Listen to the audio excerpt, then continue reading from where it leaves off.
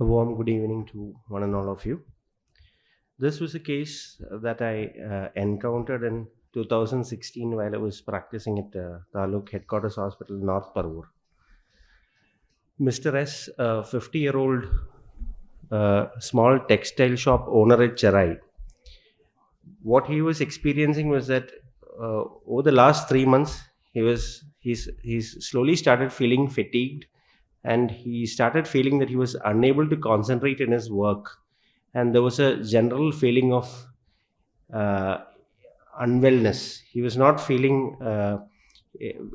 എന്താ പറയുക ആ ഒരു enthusiasm to work was slowly getting lost, and he was finding that he was getting fatigued very fast. And then a month ago, suddenly, while he was stacking clothes in a shop, he suddenly had a fall. What the history that he gave was, while he was stacking, suddenly ആരോ പിടിച്ച് ഉന്തിയിട്ട പോലെ തോന്നി. He suddenly had a violent fall, and within a few seconds he got up, but he reports loss of consciousness for about 1 to 2 seconds in this fall.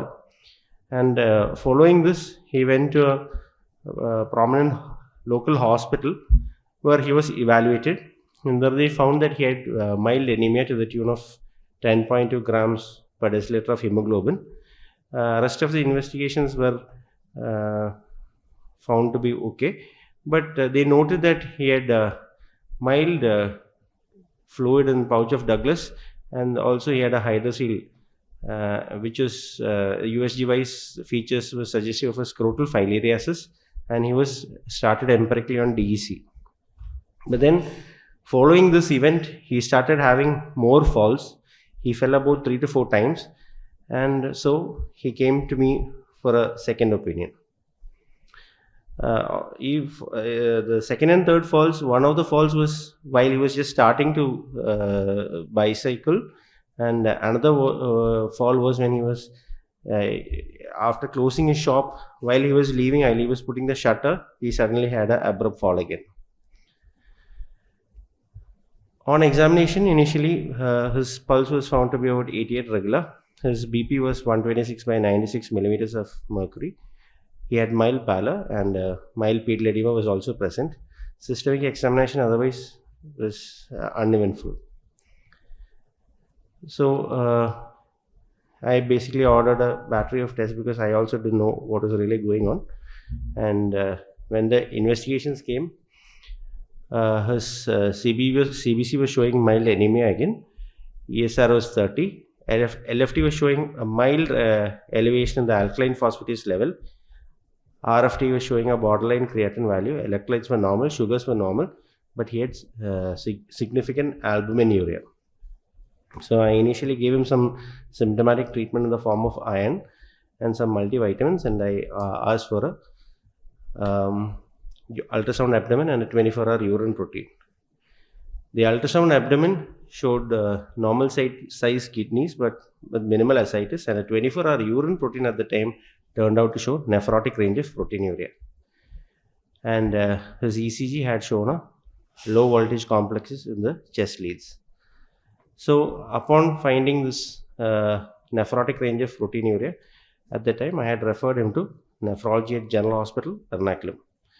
And there they also did an initial evaluation. They were not able to move any further, so they went ahead and did a renal biopsy.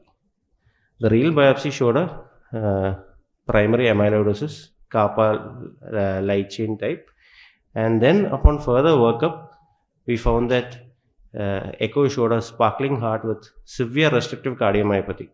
The thing is, in the initial examination, I had completely missed that he had diastolic hypertension, and I had also failed to elicit that he had significant postural hypertension, which was again found in the lateral examination. And the echo showed that he had severe restrictive cardiomyopathy with moderate to severe LV dysfunction and severe diastolic dysfunction. He also was found to have severe postural hypotension.